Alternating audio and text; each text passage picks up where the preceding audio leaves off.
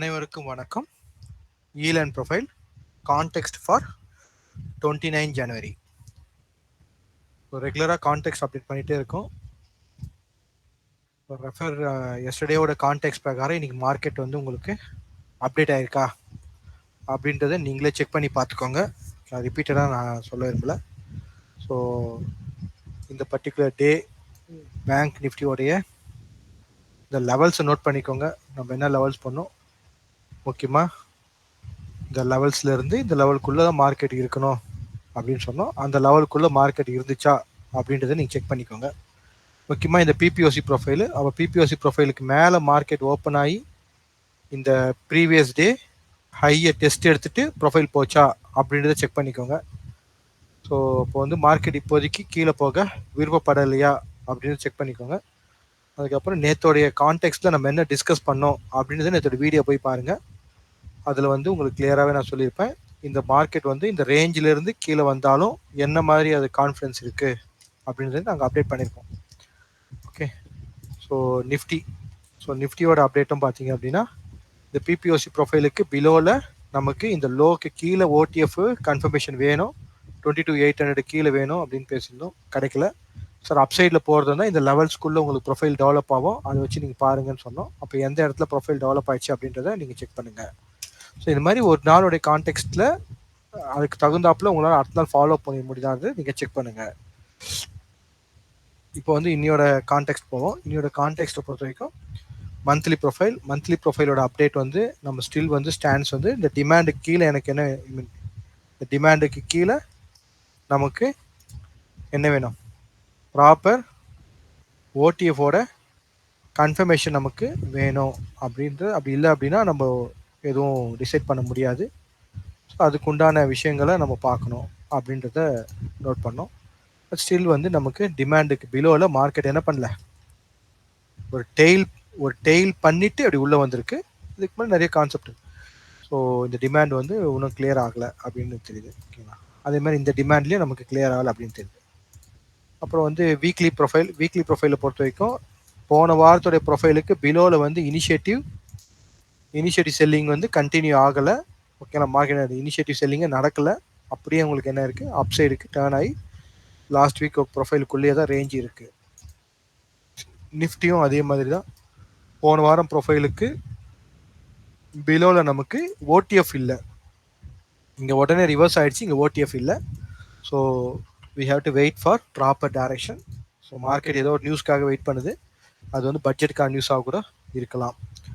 So பெல்கோவை பொறுத்த வரைக்கும் இந்த இடத்துல வந்து மார்க்கெட் வந்து நார்மல் டெவலப்லேருந்து மார்க்கெட் என்ன பண்ணுது, உங்களுக்கு ஓவர் டெவலப்மெண்ட் ரேஞ்சுக்கு மார்க்கெட் மூவ் ஆகுது. பிலோ ப்ரொஃபைலில் நமக்கு என்ன, மார்க்கெட் எடுத்த இனிஷியேட்டிவ் அக்செப்ட் ஆகலை, மார்க்கெட் அகைன் டெவலப் ஸ்டேஜுக்கு வந்தாச்சு.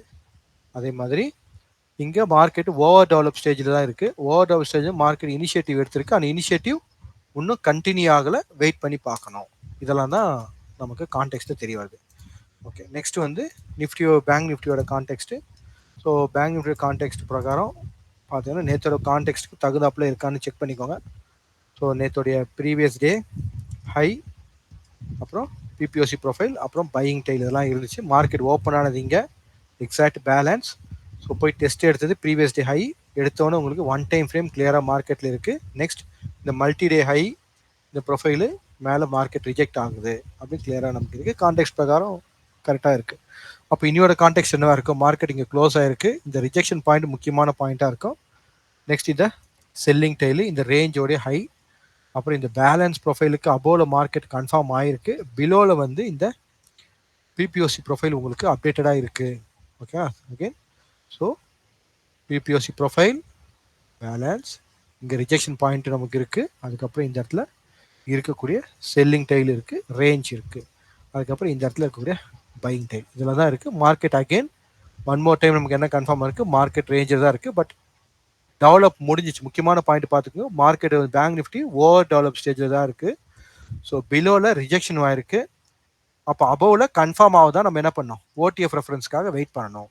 அதுக்கு நமக்கு ரேஞ்ச் மார்க்கெட்டில் இருக்குது. ஓகேங்களா, ஸோ நல்லா ப்ராக்டிஸ் பண்ணால் இன்ட்ராடேவும் பண்ண முடியும். Okay, next Nifty. அப்போ நிஃப்டியோட ப்ரெஃபரன்ஸ் வந்து நமக்கு பிலோ ரேஞ்சில் மார்க்கெட் ஒன்று, ஏன்னா உங்களுக்கு ரிஜெக்ஷன் வந்து அங்கே கன்ஃபார்ம் ஆன மாதிரி இங்கே ஒன்றும் கன்ஃபார்ம் ஆகலை. பட் ப்ரொஃபைல் வந்து நம்ம எதிர்பார்த்து அந்த 22,800 ரேஞ்சில் தான் ரிஜெக்ட் ஆகிருக்கு. அப்போ நேற்றோடைய பிபிஓசி ஸ்டில் வந்து நமக்கு ஆக்டிவ் ரெஃபரன்ஸாக தான் இருக்குது. இனியோட ஹை குட் ரெஃபரன்ஸாக இருக்கும். இந்த ஹை வந்து ரெஃபரன்ஸாக இருக்கும். இந்த பேலன்ஸ்க்கு மேலே மார்க்கெட் போக முடியல. அதனால இந்த பேலன்ஸ் வந்து மார்க்கெட் வந்து ஸ்டில் என்டரிங் த ரேஞ்ச். இந்த ரேஞ்சில் என்ட்ரு ஆகி ரிஜெக்ட் ஆகி வரப்போதா, இப்படி என்ட்ரு ஆனது இப்படி ரிஜெக்ட் ஆகி வெளியில் வருமா, இல்லை இந்த ப்ரொஃபைலை தாண்டி இங்கே அப்சைடில் உங்களுக்கு கன்ஃபார்ம் ஆகுமா? அப்போ ஓடிஎஃப் வந்து இங்கே வருவாங்களா, இல்லை ஓடிஎஃப் இங்கே வருவாங்களான்னு வெயிட் பண்ணி தான் நம்ம பார்க்கணும். அதுக்கு ஸ்மால் இன்ட்ராடே ஆப்பர்ச்சுனிட்டி மட்டும் பாருங்கள். டைரக்ஷனல் ட்ரேட்ஸ் எதுவும் நமக்கு இல்லை. பட் நியூட்ரல் ஸ்ட்ராட்டஜி ப்ராப்பராக அட்ஜஸ்ட்மெண்ட் தெரிஞ்சு ப்ராக்டிஸ் பண்ணுவாங்க, ப்ரொசீட் பண்ணுங்கள். ஸோஃபார் இந்த ரேஞ்சுக்குள்ளே தான் மார்க்கெட் இருக்குன்னு நமக்கு கிளாரிட்டி ஆகுது. ஸோ நேற்றோட ப்ரொஃபைல் நம்ம சொல்லியிருந்தோம், இது வந்து ப்ராப்பரான ஒரு கான்ஃபிடன்ஸ் செல்லிங்காக எங்களுக்கு இல்லை. ஸோ தட் மார்க்கெட்டு பட் பரவாயில்ல, கான்ஃபிடன்ஸ் செல்லிங்காக இல்லை. ஆஸ் பர் ப்ரொஃபைலாக பார்க்கும்போது நமக்கு இங்கே ஓடிஎஃப் கிடச்சுன்னா ஃபாலோ பண்ணலாம் அப்படின்னு பண்ணோம். பட் ஓடிஎஃப் கிடைக்கல, மார்க்கெட் ஓப்பன் ஆனது உள்ளதாக ஓப்பன் ஆயிருக்கு. அகைன் வந்து இங்கே நம்ம புவர்லோ ரெஃபரன்சிங் கிரியேட் ஆயிருக்கு. மார்க்கெட் அப்சைட் தான் உங்களுக்கு வந்து இந்த இந்த இந்த பர்டிகுலர் வேல்யூ ஏரியாக்குள்ளே போகணுன்னு அவங்க ரிஜெக்ட் ஆகிறாங்க.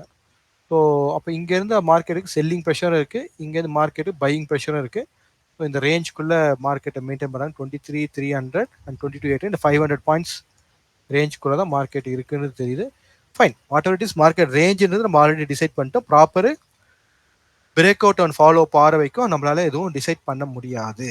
அப்போ ஒரு சில டைம்ல வந்து நம்ம நியூட்ரலாக தான் இருக்கணும், நியூட்ரல் ஸ்ட்ராட்டஜி ஃபாலோ பண்ணிட்டு இருக்கணும். சம்டைம்ஸ் மார்க்கெட்டை அப்போ அதெல்லாம் சொல்கிறேன், ஆஸ் எ ட்ரேடர் நம்ம என்ன பண்ணணும், மார்க்கெட் நியூட்ரல்லேருந்து டைரக்ஷனுக்கு எப்படி ட்ரேட் பண்ணுறதுன்னு கற்றுக்கணும், நியூட்ரல்லேருந்து டவுன் டைரக்ஷனுக்கு எப்படி ட்ரேட் பண்ணுறதுன்னு கற்றுக்கணும்.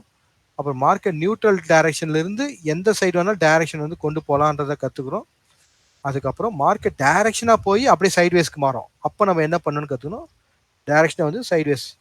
இந்த 5 விதமான ட்ரேடிங்கை எப்படி சென்டிமெண்ட்டாக நம்ம மாற்றுறது அலாங் வித் மார்க்கெட் ப்ரொஃபைல் அப்படின்றத ஒரு ட்ரேடர் நல்லா கற்றுக்கிட்டாங்க அப்படின்னா டெஃபினட்டாக அவங்களால ரெகுலர் இன்கம் மார்க்கெட்டில் ஏர்ன் பண்ண முடியும். சரிங்களா? ஸோ அதனால் நல்லா ப்ராக்டிஸ் பண்ணுங்கள். All the best. ஸோ இந்த வீக் பட்ஜெட் இருக்குது, பட்ஜெட்டுக்கு இப்படி தான் இருக்கும் போல இருக்குது. Will see on. அலோவ் பண்ணுங்கள், மார்க்கெட் ஒரு டிசிஷன் எடுக்கிறதுக்கு அலோவ் பண்ணுங்கள். நடுவில் போய் நீங்கள் அதை டிஸ்டர்ப் பண்ணி நீங்களே டிஸ்டர்ப் பண்ணிக்காதுங்க. கரெக்டான ஒரு சின்ன ஆப்பர்ச்சுனிட்டி நல்ல எக்ஸ்பீரியன்ஸ் ட்ரேடர்ஸ் பண்ணுங்கள். சம்டைம்ஸ் வந்து நம்ம வந்து மார்க்கெட்டை புரிஞ்சுக்கிட்டு நம்ம போயிடணும், அதுதான் கரெக்ட். ஓகேங்களா? ஸோ தேங்க்யூ ஃபார் வாட்சிங். Will see on tomorrow.